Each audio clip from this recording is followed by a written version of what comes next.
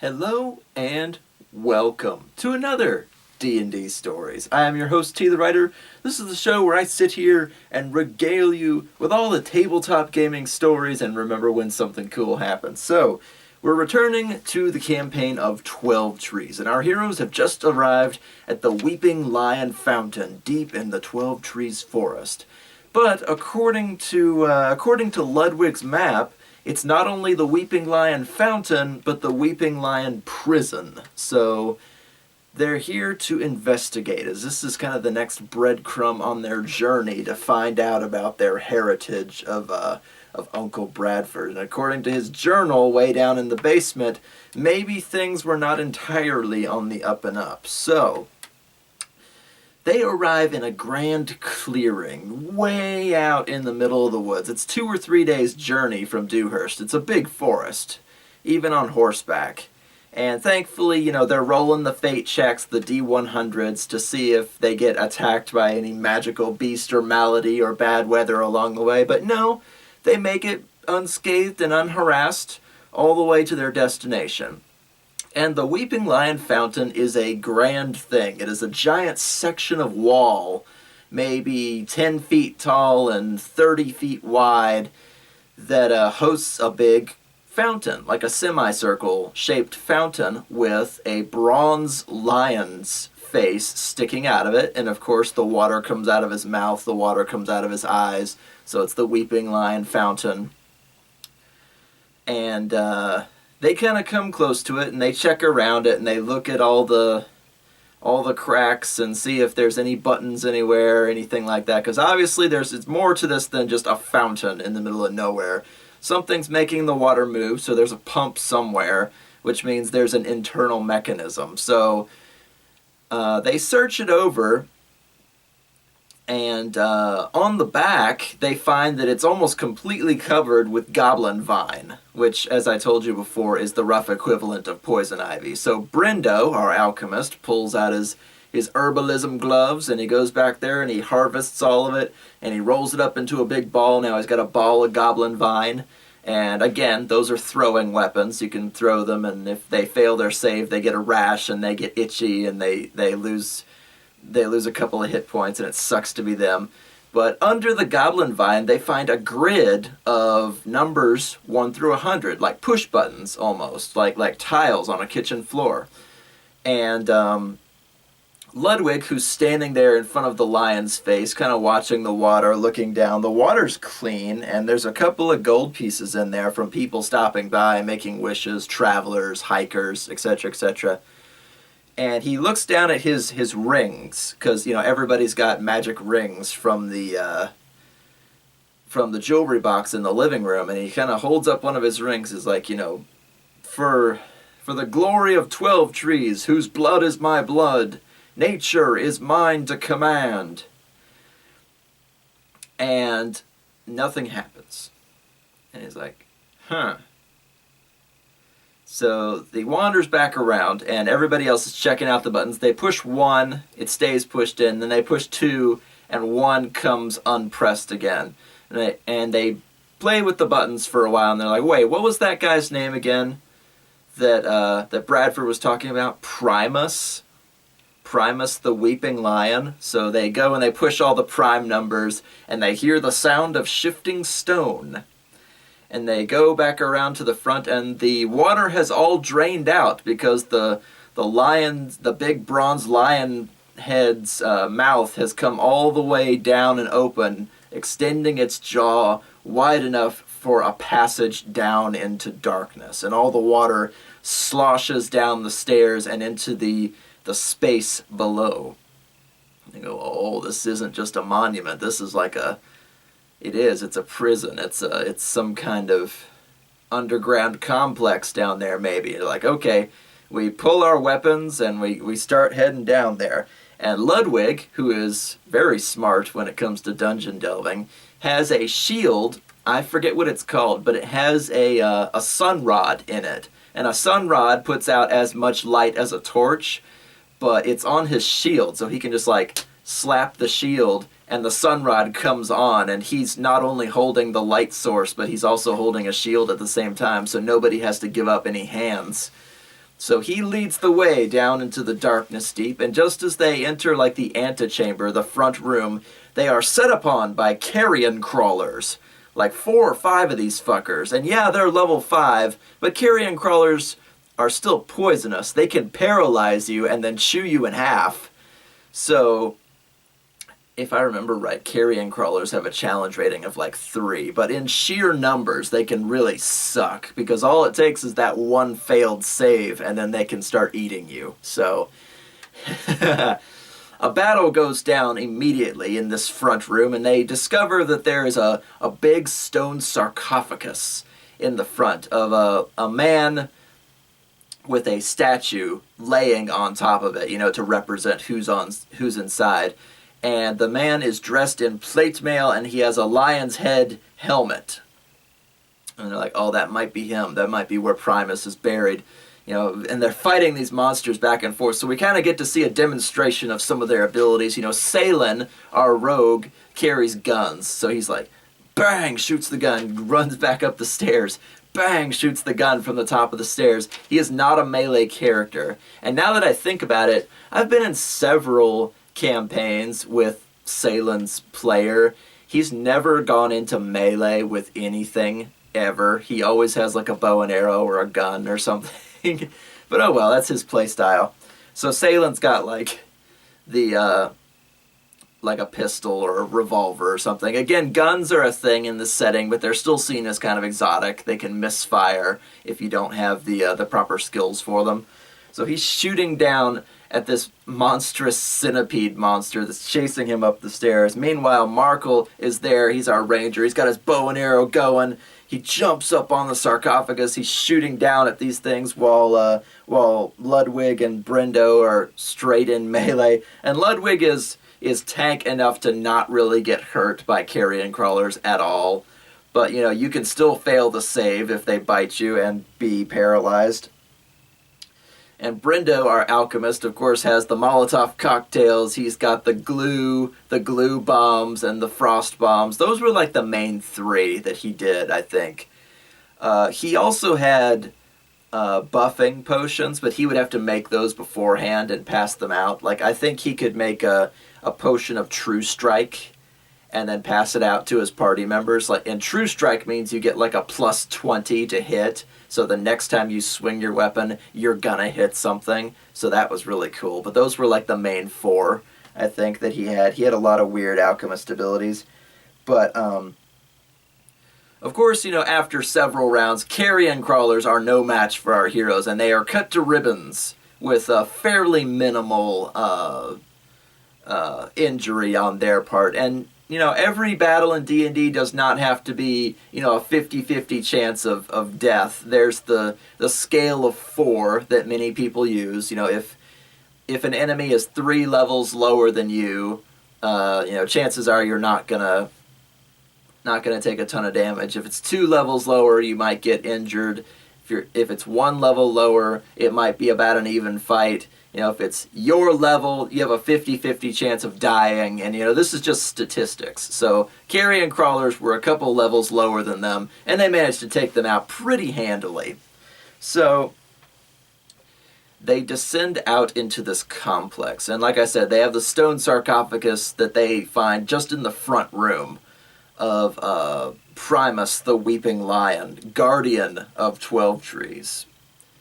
And they kind of come to realize, we've got 13 magic rings numbered 1 to 0, and they find something scratched in the side that's like, oh, Primus, I will never let her die, much like it said in the journal. So whomever felled Primus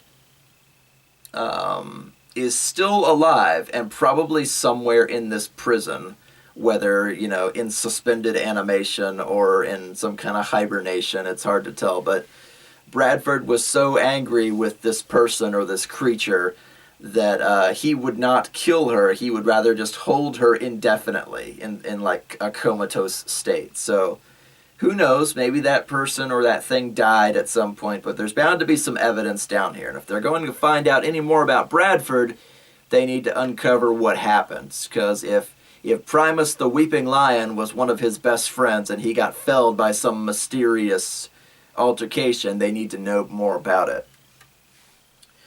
So they start exploring rooms, and the dungeon itself is relatively small, and again, when I have players go into dungeons, it doesn't put out like a ton of story. They're just kind of going through, playing the game, so I'll just keep to the highlights for this bit.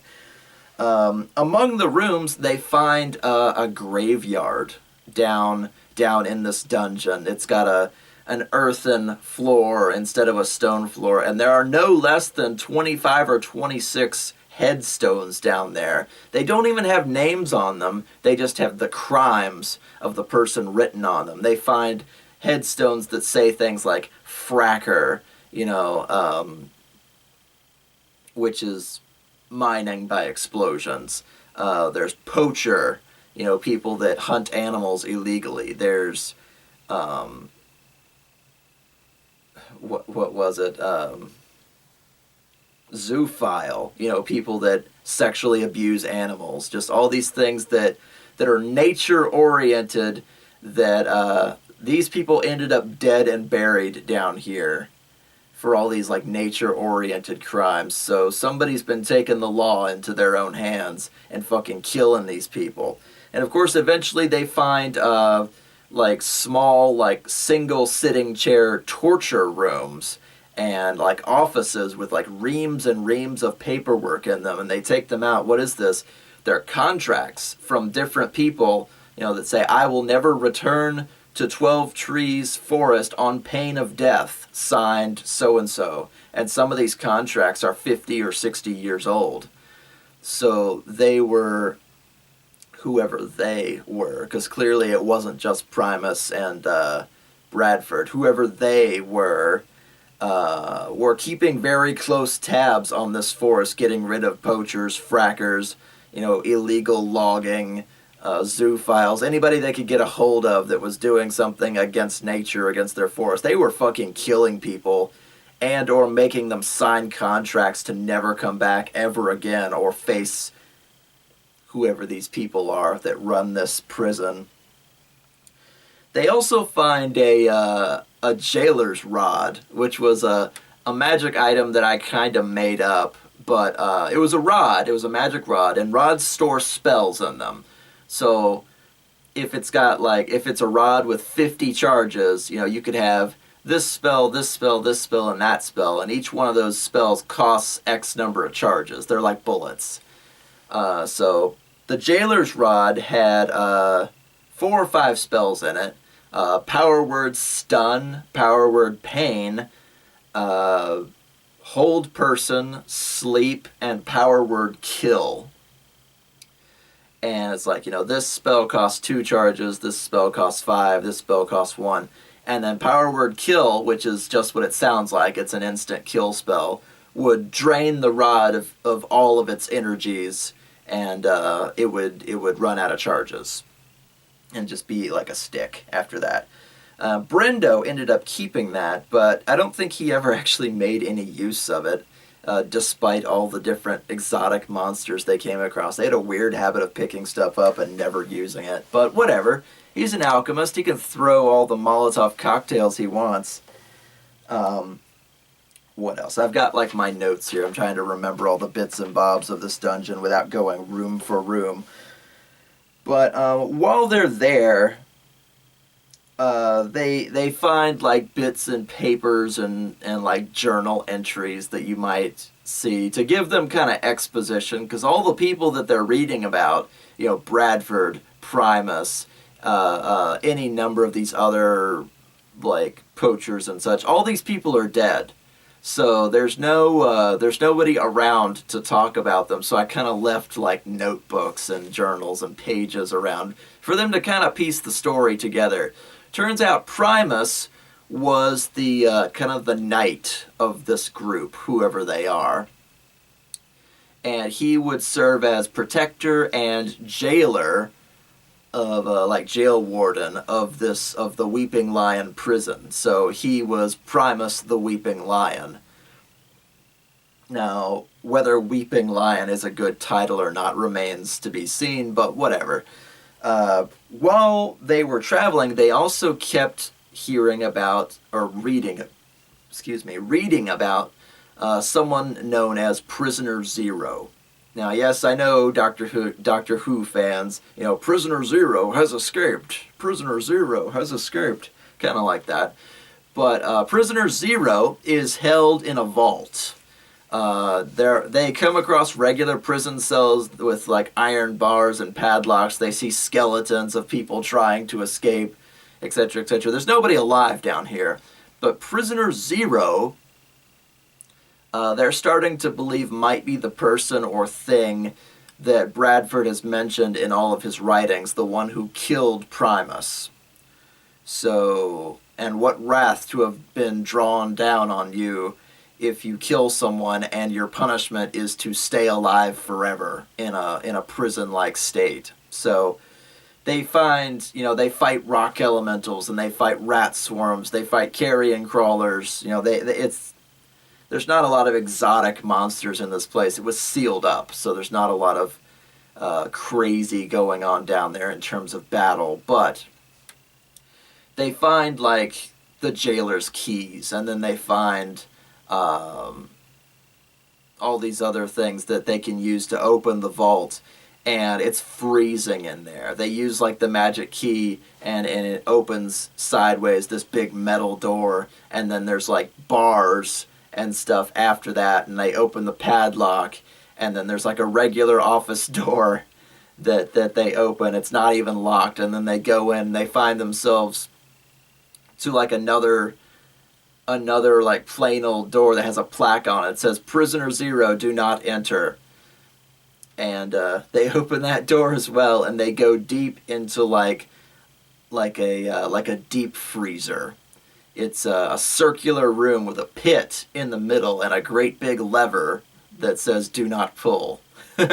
So of course they pull it, and there's a platform that rises up out of the pit, and in it is a woman curled up on the ground, curled up in a ball. She's touched with frost, and her skin is blue, and she's not really breathing or anything like that, but a quick like medical check over shows that she's just barely alive. So she's in like suspended animation or cryostasis or whatever you want to call that. And they debate for a while, and finally I think it was Ludwig who went over to examine her. I'm like, Ludwig, this woman is ginormous. And I said, what do you mean? Is she a giant? Or he's like, no, it's an Amazon. An Amazon. She's a giant woman. She's 8 or 9 feet tall. You can kind of gently stretch her out without like snapping her limbs off or anything from the extreme cold. But she's 8 or 9 feet tall, and she's got the big afro like hair sticking out in all or not afro, but like big 80s hair that sticks out in all directions. She's got the tan skin, war paints, the loincloth and the skimpy outfit. She's got, nothing on her, no kind of weapons or anything. She was clearly like lured in here or captured or something, and then either thrown in this pit or poisoned and rolled in there or something like that. And she must have been here for a very, very long time because, based on all the dust and all the monsters running around and all the skeletons of the people that got left behind when this place was sealed up. And, they ran through all the records that they could find. Apparently Primus had died like 50 years ago, and it took them less than a year to capture this giant woman and place her in this vault. So she's been here, in a cryostasis for 50 plus years. It's hard to get exact dates on everything, but she's still alive. She's not turned into a skeleton or an ice ghost or anything. So they're like, well, what are we going to do with her? She could be really fucking dangerous. So they argue for a while, and then they decide that they're going to like take her home with them. And under a very controlled circumstance, they're going to like thaw her out and ask her questions. Because if she killed someone, if she killed Primus, this plate mail wearing, guardian of this group that Bradford was a part of, then she might very well just whip their asses and disappear into the tree line. So they have to be very careful about this. And they take her outside, and it's getting to be dusk, so they've kind of cleaned out the dungeon of what they can. And they take her outside. Ludwig and Markle carry her because she's so big. And they set up camp.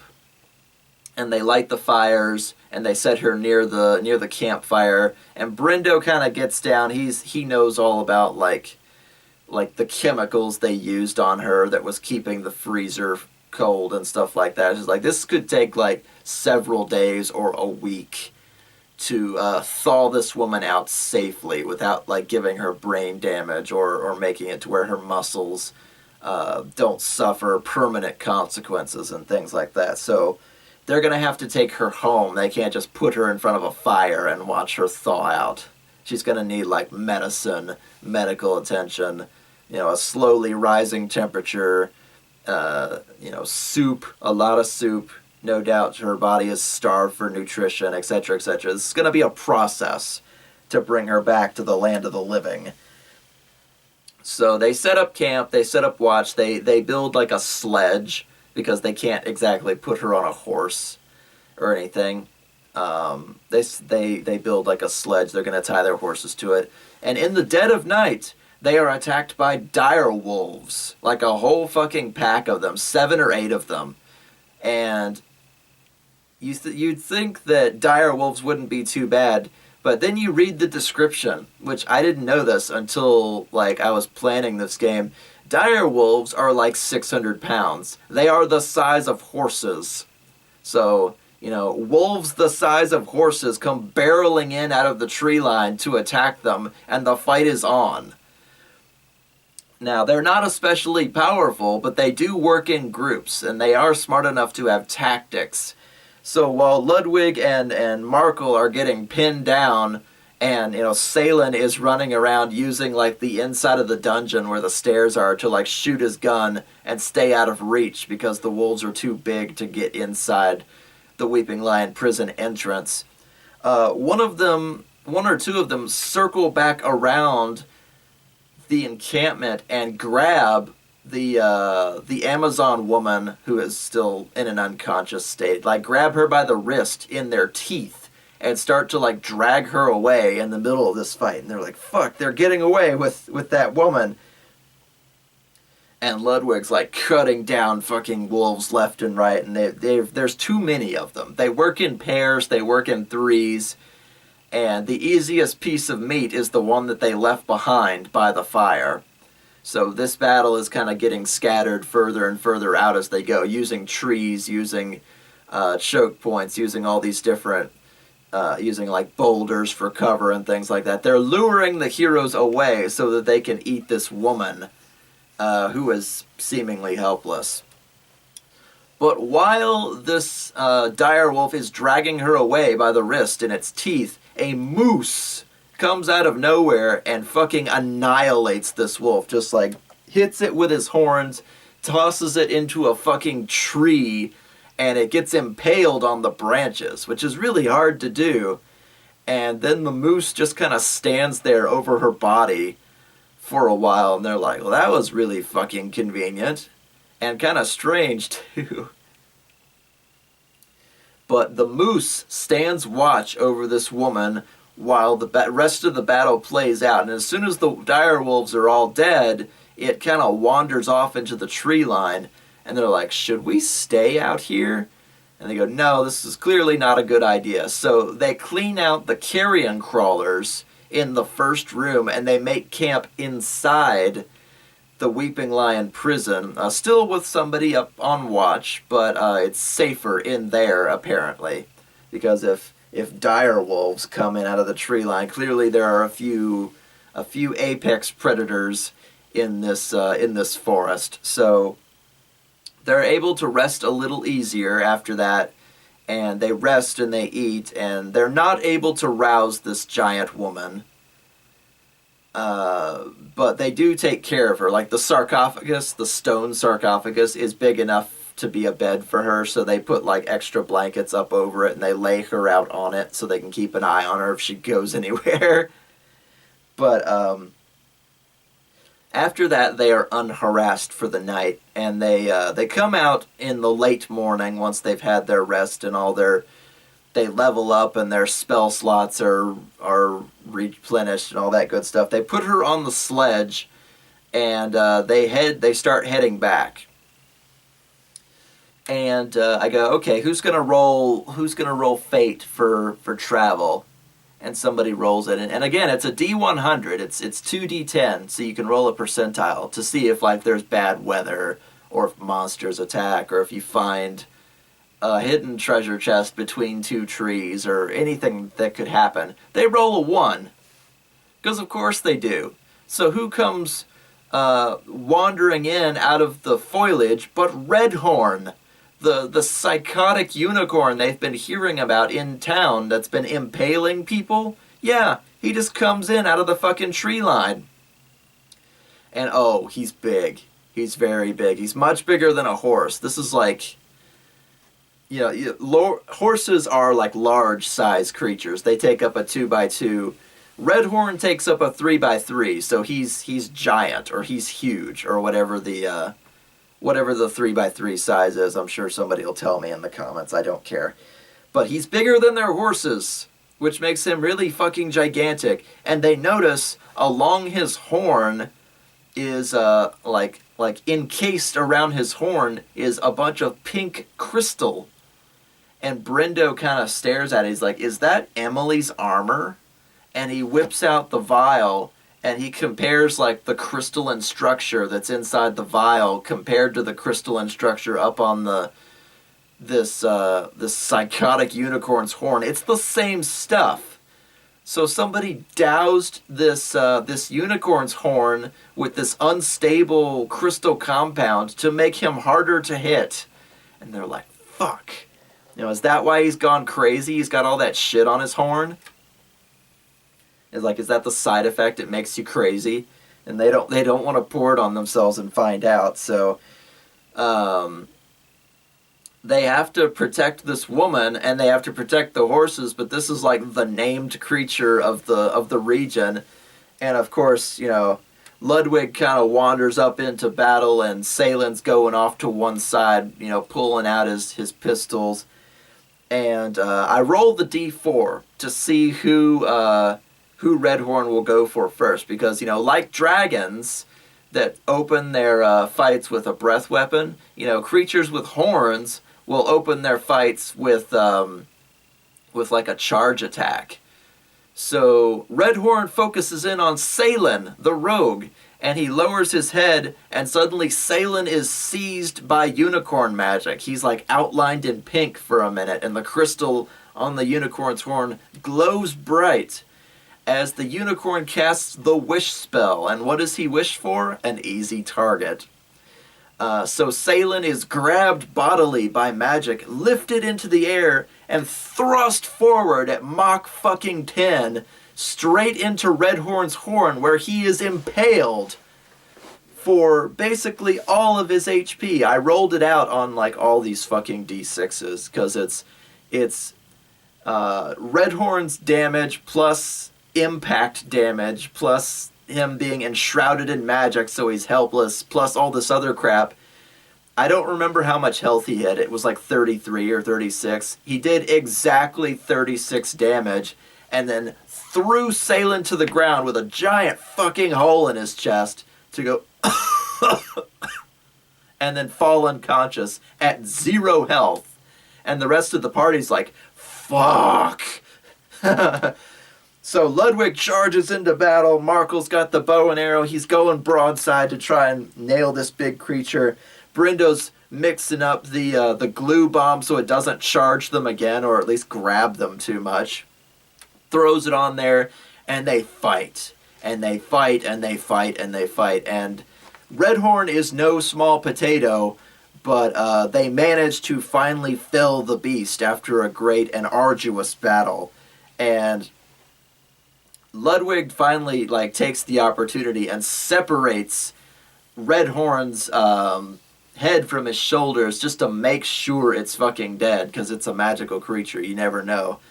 And an oily, shadowy smoke escapes its body, and it forms up into a vaguely humanoid shape, which laughs at them before it dissipates in the sunlight. And they go, that was like a shadow holding on to this thing.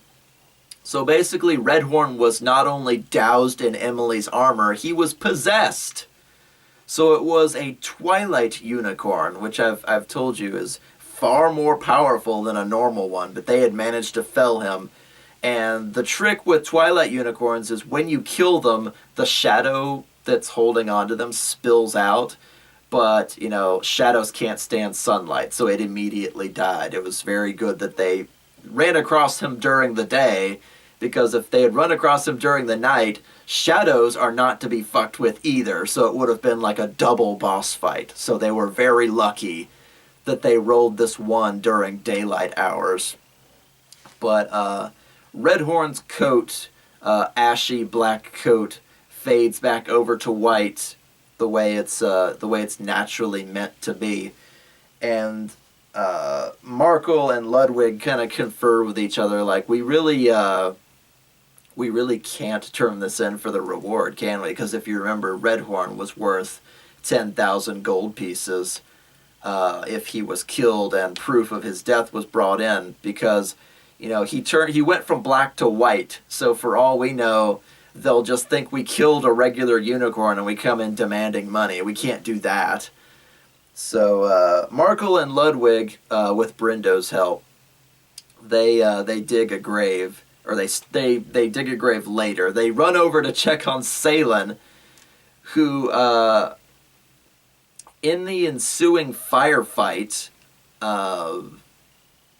Ludwig had used his sword like broadside to try and shatter Redhorn's horn, and he was successful, but it sprayed Salen's body, which is laying flayed open, with the shards of Emily's armor. So his innards are like fucking Tony Stark now. He's covered with these sharp pink crystals that are just like laying over his organs this way and that, pointed at his heart. So now Salen is like Iron Man. He's got to wear a magnet or something, or he's got to do something to keep them from like working their way into his stomach or his liver or his lungs or his heart. So, you know, they throw a bunch of healing magic on him, but it's going to take some kind of nasty surgery to get all this stuff out of him. And finally, you know, Salen kind of sits up, and he kind of paws at his chest, so there's not a 6-inch wide hole in the center of his chest anymore. And he made all of his death saving throws. That's the only reason he didn't die in like 5 seconds, just from pure shock of being impaled. There's a big giant hole in the middle of his armor. It's like, it sucks to be him right now. But they managed to bring him back from death's door with Ludwig's healing magic and then Brindo's healing potions once he's strong enough to drink on his own. But he's pale, he's sweaty, he's got glowing pink objects under his skin, you know, in his chest cavity. So it doesn't hurt him, but he can certainly feel them there. It's like if somebody goes to war and they get shot, but the bullet catches on one of their ribs. You know, it might not be killing you, but you can feel it there. So they decide, since Redhorn went from black to white, that Dewhurst might think that they'd just gone and killed a unicorn, not Redhorn. So they decide they're going to dig a grave, burn the body, and bury the remains, which is a great way to get an angry spirit story going, but that's neither here nor there. They bury everything, including the horn, including the head and the body, and they can't collect the reward because now they have no proof, but Redhorn, the crazy fucking Twilight unicorn, no longer haunts and kills along the road of the 12 Trees forest. So, whew, one less thing to worry about. Thank God. So they got all the bad stuff out of the way pretty quick. And, there might be other, named creatures, creatures or brigands or bad things lingering in the wood, but this was kind of the main one. Redhorn was a terror to the region, to hunters, to Dewhurst people traveling along the road. So they can't really say anything about it because they have no proof. But over time, no doubt the locals will notice that there's not a crazy black unicorn with red eyes and a glowing pink horn killing people. So they'll feel relieved that no doubt something happened to the creature, and they'll kind of realize that over time. So a thankless kill, but a kill nonetheless. So Markle, of course, writes all this stuff about Twilight unicorns into his book, and he makes sketches of the crystalline horn as best he can remember it, but that's alchemy on top of a unicorn, on top of a possession. So he's got a really weird article to write into his book. But they check on the giant woman, the Amazon, and she seems fine. Redhorn never went near the horses or near the woman at all, so she seems okay, and no dire wolves appeared to drag her off. So they continue to travel back towards town. They roll the fate check. It's a sunny day. Nothing really happens. But they do run across an unusual number of hoofed beasts along the way. They see deer. They see moose. They see a herd of elk, all of which seem interested in them. Not enough to come close. Not enough to start any problems for them, but they're all staring at the party as they go by, and it's kind of spooky. Like the forest kind of goes quiet while they're traveling with this woman in tow on this sledge. But the only creatures they see, the only creatures that are anywhere near them, staring at them, are all hoofed beasts. And they say, this woman obviously has some sort of connection to the forest. If, a moose appeared to freaking annihilate that direwolf that was trying to drag her away, and if all these deer and stuff are there, watching her go by, we're clearly not harming her, so let's keep it that way in case half the damn forest decides to whip our asses just by sheer numbers. But it's like, have you ever seen the stats on a moose? No. Shut up. Moose are not to be fucked with. They are much bigger than you think they are. And I have never looked at the stats of a moose, and I don't care to, but they're very big and they're very strong, so I don't imagine they would be easy opponents. But they make it all the way back to the house. Well, they make it all the way back to the greenhouse behind the house. And they stow this woman there, and they let Annabelle know they've brought a friend home with them. She's very sick, quote unquote. They bring blankets. They bring safe containers for fire so they don't burn up the banana trees or anything. And they set the temperature of the room, of the greenhouse, much higher than normal. And the herbs and the banana trees suffer a little bit. But Brendo is rolling the, used medicine or first aid or whatever you want to call that. Heal checks. Yeah, God, I don't know how I lost that. He's making his heal checks, and he tells them this is going to take, a week, maybe more, to get her back up to speed, bring her back to consciousness, much less being coherent. So they slowly bring her body temperature back up over a number of days, and she doesn't really stir. She doesn't talk in her sleep or go anywhere or move. But the color starts to come back to her cheeks. She's got the wonderful exotic mocha skin, and again the war paints and tattoos up and down her arms and across her face. She's a very, very exotic person for being up here in medieval Western Europe or wherever abouts we are. She's clearly from a tropical area, and she's a long, long way from home. But stories of the Amazons have reached even this far. They are a tribe of only women who can grow to be, 8, 9, 10 feet tall. They are fantastic warriors. They don't wear much in the ways of armor or clothes, for that matter. They only take on men for breeding purposes, etc., etc. And they have this great warrior society built on honor and poetry and storytelling by word of mouth, etc., etc. And they confer for a while, like, should we tie her up or something? Because if Bradford didn't kill her, maybe it wasn't out of spite. Maybe he couldn't. Or, how did this go down that, this guy in fucking plate mail, no doubt like a paladin or a knight or something, got trounced by this lady who's wearing, like, deerskin loincloth and not much else.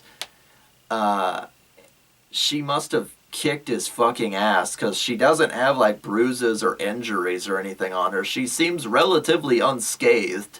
And Brindo kind of, like, looks through her hair, checks her armpits, looks between her toes, like, did she have insect bites? Did she get hit with a poison dart? Like, how did they capture this lady? They just belt her over the fucking head and drag her away? Well, no, she's 10 feet tall. You couldn't reach her head. But it's not really clear how they captured her and put her in that vault under the name Prisoner Zero. But they weren't about to let her die for her crimes. So they're not really sure how they're going to handle this. So they get some rope and they tie her ankles together and they throw a blanket over her. And Brindo never leaves her side because he thinks she is just awesome. It's like hanging out with Diana or Wonder Woman. She might be kind of a douchebag, but she's beautiful, she's exotic, she leads a very interesting life, clearly. So you kind of want to be around her. And Brindo was pretty clear early on that he's, like, asexual. He doesn't have any preference for anybody because he's not interested. So he is the best to be trusted around an unconscious, helpless, tied-up woman who's in a coma. And the others kind of leave him to his devices to play nursemaid for a while. They go into town, they do their shopping, they level up. They tell Annabelle what's going on. Annabelle brings hot teas, drinks, soups, broths out, and when they think they can, they kind of, like, put broth to her lips when she's starting to come back to make sure she gets some nutrition. And Brindo never leaves her side. He plays with the trees, and he helps the herbs that are there in the greenhouse.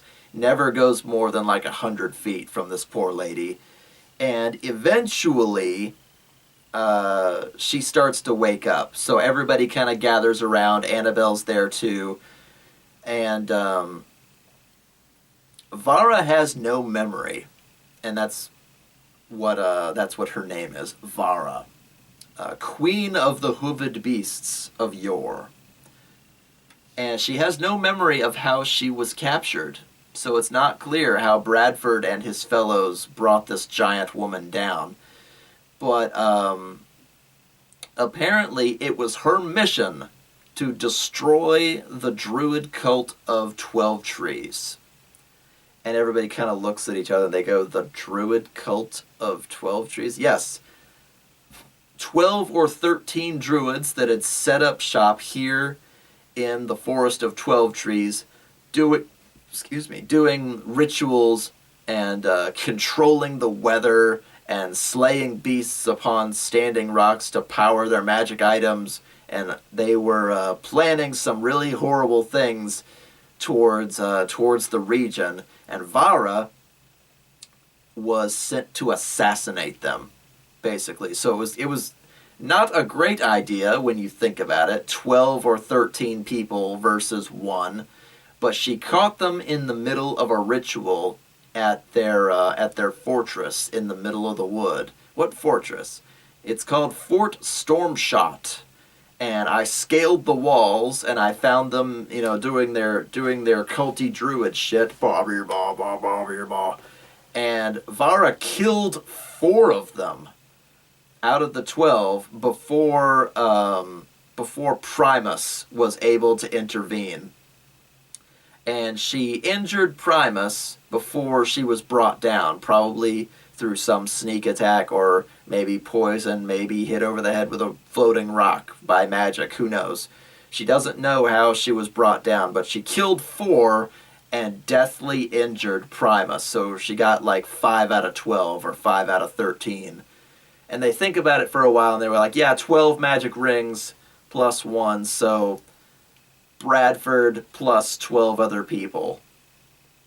So there were 13 members in the Forest of 12 Trees, in the 12 Trees cult. So maybe 12 Trees wasn't Bradford's last name. Maybe he was just, that was the name that he chose. Bradford of 12 Trees. But the forest is also called 12 Trees, so surely the public or, the people around him just thought he was using the name as his own. But Vara killed 4 of them, badly injured Primus, and was brought down. So her assassination project didn't go super well. But she used to have a big long spear that she would impale people with or throw from a great distance. Did you find my spear? No, afraid not. It's been 50 years. And you go, what year is it? And they tell her, it's like fantasy year, blah, blah, blah, blah. But she's been under the ice or whatever for 50 years.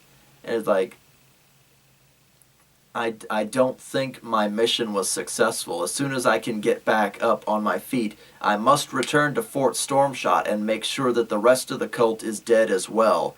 Because if my people did not hear from me, then surely they would have sent another assassin or sent someone else to finish the job. And they're like, well, that's great, Vara, but you've been in an ice-induced comatose state for 50 years. You should probably take a few days. And they convince her to stay there with them in the greenhouse. She's a bit tall to be in the house. I mean, she can go in the house, and she does, but the beds are too small, and the everything else is too small. So she's going to stay in the greenhouse with a big long couple of rolls of blankets and other things so she can be comfortable given her massive size. But the mysterious woman under the ice turns out to be an ally, Vara, queen of the hooved beasts of yore, which makes sense. It's not that she's actually a queen, it's just kind of a title. And the hooved beasts out in 12 Trees stare at her, they save her, they respect her. It's her connection to the earth and the talent she has as an Amazonian warrior, that hooved beasts will come to her aid and show her respect and bring her food, etc., etc. That is her connection with nature, which of course gets Ludwig's heart kind of going, but none of them really see her as a love interest or anything, but it's kind of sexy, being powerful, being a spear-wielding badass who can leap over fortress walls and fucking kill cultists and stuff like that. But she's pleasant enough, given that she's been in a coma for 50 years. So she eats a lot of food. She tells them what she can about Bradford and the 12 Trees cult, which isn't really much beyond the fact that they were messing with the weather a lot. Making it rain and storm, or causing floods, or causing droughts, things like that, wielding things that they not oughta. And Ludwig kind of looks down at his magic ring and all the rings that his buddies are carrying, is for the glory of 12 Trees, whose blood is my blood, nature is mine to command. They're commanding the weather. This is not very good druid behavior, commanding nature, controlling the weather. They're clearly evil in nature, and they kind of, this wonderful picture of Bradford 12 Trees that the town painted is slowly coming unraveled as they find out exactly who this guy really was, the leader of the 12 Trees cult. who freaking took people to their underground fountain prison and tortured them and killed them for crimes against nature in their backyard. Making them sign contracts to banish them on pain of death. Doing their culty shit. They have a fort, Vara? Should we go to this fort too? And they kind of look at each other and like, yeah, we probably should. I guess this is kind of our next breadcrumb. If they had a fortress out in the middle of the woods, wouldn't people know about it? And of course, Ludwig pulls out the big map. It's got all the statues and other landmarks in the woods. And sure enough, there's a mark for Fort Stormshot. Fort Stormshot. Okay, Vara, do you remember where this is? And they show her on the map, and she goes, "Yes, I can take you there. To me, 50 years has been nothing at all because I have been unconscious. I have had nothing but dreams for a very long time." So they kind of stroke their chins. They go, all right, well, we're going to go shopping and take a few days to rest, let Brendo brew up some alchemy stuff and kind of confer amongst each other. But yes, Vara, we will go with you to Fort Stormshot and see what more we can learn about the cult of 12 Trees and our uncle, Bradford. And at this point, they're not sure that Bradford is actually dead or that 12 Trees is actually dead. Because, Vara may have killed 4 of them, or 5 rather. She injured Primus and he died of his injuries. But, that leaves, 8 people unaccounted for. And they go and they ask Annabelle, Annabelle, are you sure that Bradford is dead? And she goes, yes, my lord, of course. I watched him be buried. He is in the Dewhurst graveyard. And, they're a little iffy, a strapping young elven gentleman who takes ill and dies in less than 48 hours. They're not super sure that Bradford's dead. So, 13 minus 5 leaves you with, 7 or 8 people that are unaccounted for by history.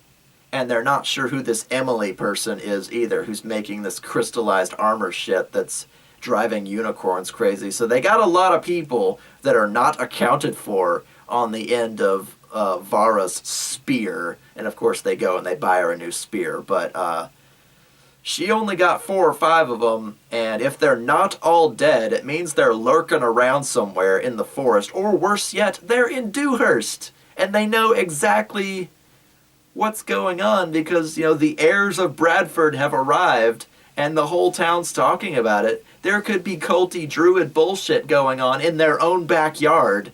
So they have a lot to worry about. So they must go. They must ask Vara to take them to Fort Stormshot and follow the trail of breadcrumbs as far as Bradford's legacy. So that is where we will stop for today. The mystery continues to unfold. What was Bradford doing leading a cult of druids that wanted to control the weather? Why do they have all these prisons and forts and other bullshit hidden out in the wood?